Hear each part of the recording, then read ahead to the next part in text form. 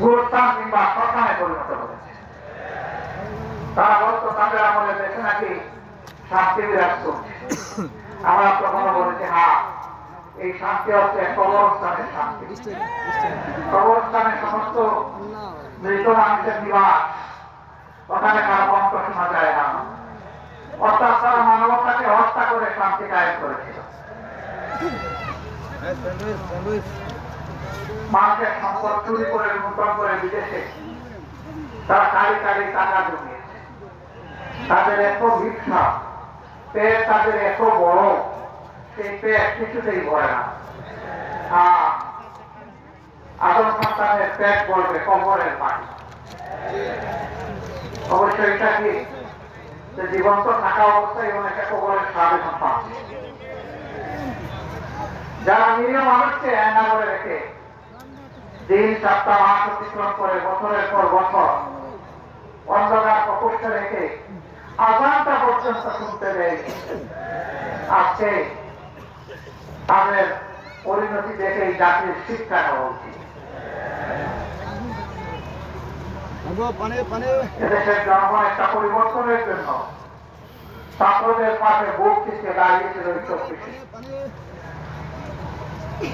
47 থেকে শুরু করে 71 থেকে শুরু করে 24 পর্যন্ত এসে দেশ, দিন এবং জনগণের স্বার্থে যারা জীবন দিয়েছেন, আমরা তাদের সকলের প্রতি গভীর শ্রদ্ধা জ্ঞাপন করছি। আল্লাহ তাআলার দরবারে দোয়া করি আল্লাহ তাদেরকে শহীদ হিসাবে কবুল করুন। যারা বুক চিরে যুদ্ধ করেছেন, আল্লাহ তাআলা তাদেরকে মকবুল বান্দা-বান্দী হিসেবে কবুল করুন। যারা পঙ্গুত্ব বরণ করেছেন, আহত হয়েছেন, আঘাত পেয়েছেন, আল্লাহ রাব্বুল আলামিন তাদের উপর তার কুদরতের প্রশান্তির হাত বুলিয়ে দিন এবং তাদেরকে আল্লাহ তাআলা সুস্থতার নিয়ামত দান করুন। আমরা বিশেষভাবে কৃতজ্ঞ ঋণী আমাদের যে সন্তানেরা 24 সালে আল্লাহ তাআলার পক্ষ থেকে শক্তিতে একটা অসম্ভবকে সম্ভব করেছে। আমরা তাদেরকে আমাদের ভালোবাসা উপহার দিচ্ছি। আমরা অন্তরের ভিতর থেকে তাদেরকে শ্রদ্ধা জানাচ্ছি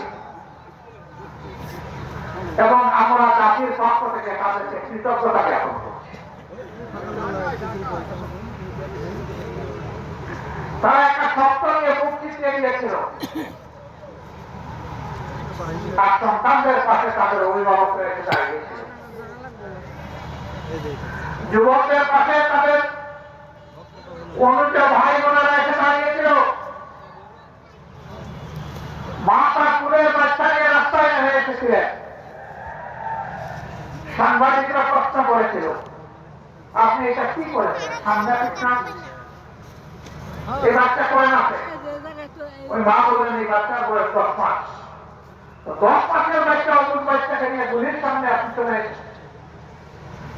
তিনি বললেন বাচ্চা আমার একটি নয়, যারা এই সন্ত্রাস, নৈরাজ্য, ব্যক্তিজমের বিরুদ্ধে আজকে রাস্তায় নেমেছে সবগুলো আমার বাচ্চা। ওই বাচ্চাদের সাথে সংহতি প্রকাশ করার জন্য এই কুলের বাচ্চা নিয়ে রাস্তায়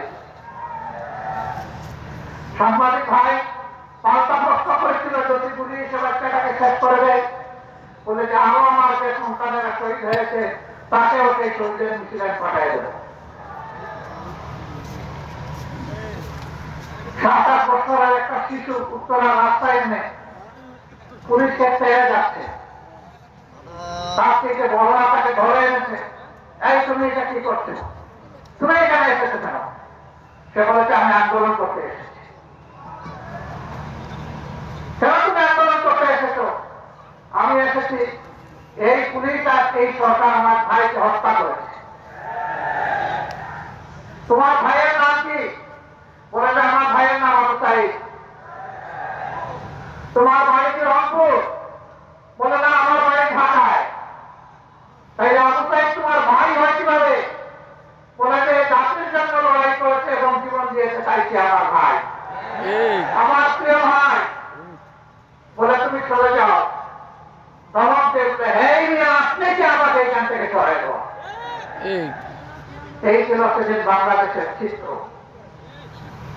তারা কেন রাস্তায় নেমে এসেছিল? স্লোগান তাদের একটাই ছিল, উই ওয়ান্ট জাস্টিস। আমরা ন্যায় বিচার চাই, আমরা বৈষম্য চাই না। সমাজ বৈষম্যে পরিপূর্ণ হয়ে আছে।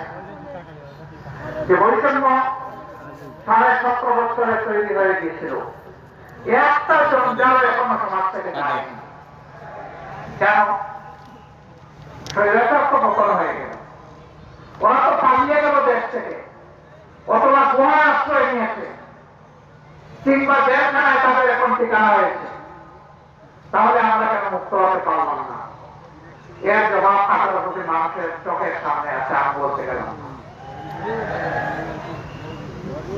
স্বৈরাচার পালিয়ে যাওয়ার পরে স্বৈরাচারের অপকর্মের উত্তরাধিকার যারা বহন করবেন তারা জাতির বন্ধু হতে পারেন না। আমাদের যে 2000-এর মতো সন্তান সন্ততি জীবন দিয়েছে, অনুরূপ অপকর্ম কেউ করলে তারা সেই জীবনের সাথে রক্তের সাথে আমানতদারি রক্ষা করবেন না, তার উল্টাটা করবেন।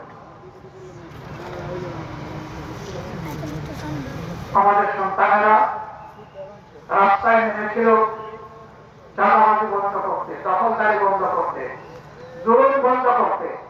চাঁদাবাজি, দখলদারি এবং জুলুম কি বন্ধ হয়েছে? বন্ধ করতে হবে, বন্ধ করতে হবে, থামতে হবে, সরে আসতে হবে। আমাদের সন্তানেরা এই জন্য রক্ত দেয় নাই, কারো পথ জমিদারি তৈরি করার জন্য রক্ত দেয় নাই।